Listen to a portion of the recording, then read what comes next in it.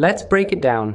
There's a quiet trap built into the US college system. It's called early decision. On the surface, it looks great. Apply early, show you're committed, boost your odds. But when you look at the money side, early decision often works best for families who don't need much financial aid and can backfire badly for everyone else.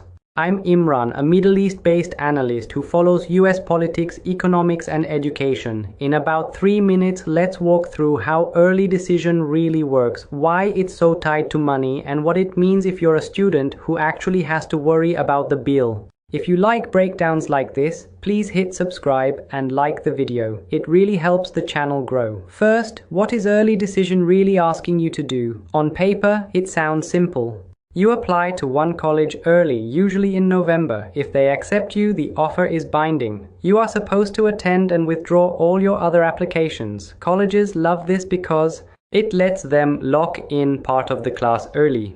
It improves their yield, the share of admitted students who actually enroll. It makes their admissions numbers look stronger and more predictable. For students, there is one genuine benefit. At many selective schools, applying early decision can raise your chances of getting in compared to regular decision.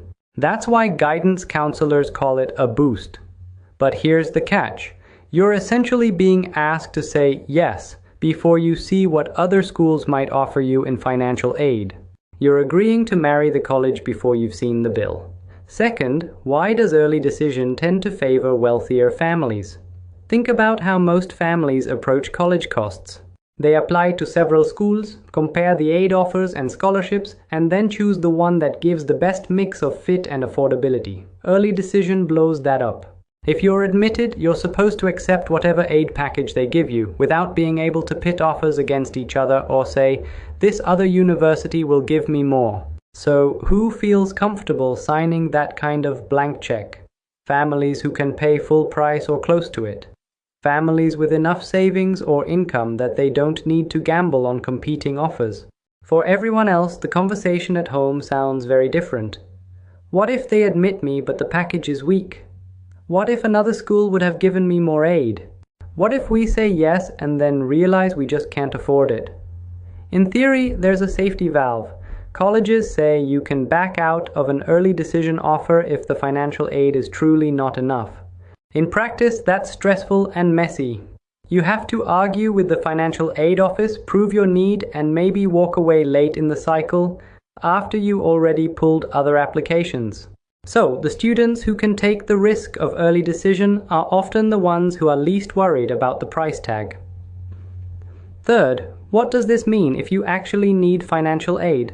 If you're a middle-class or low-income student, you're stuck balancing 3 things: admissions advantage, early decision might give you a better shot at a competitive school. Money uncertainty, you won't know how generous or stingy their aid is until after you've locked in. Lost leverage, you can't compare offers or ask a college to match another school's package if you're already bound by early decision. Some students try to navigate this by using early action, non-binding, where it exists, instead of early decision, applying early decision only to schools known for very strong need-based aid.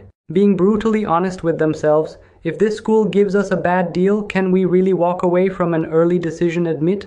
But the bigger structural issue remains. A system that says your odds go up if you promise to come, no matter the cost, will naturally tilt towards families who have more financial cushion. So, let's break it down one last time. Early decision isn't just about enthusiasm or showing commitment, it's about who can afford to commit before seeing the price. It helps colleges manage their numbers and lock in full-pay students early, and it quietly punishes the families who need to see every dollar of financial aid before making one of the most expensive decisions of their lives. If you're a student or a parent watching this, the key question isn't, will early decision boost my chances? It's, can we survive if the money doesn't work out? I'm Imran, this is Imran Breaks It Down. If this helped you see the early decision game more clearly, please subscribe, like the video, and share it with a friend who's applying to college this year. And tell me in the comments, do you think this system is fair, or should colleges drop binding early decision completely? We'll keep breaking it down together.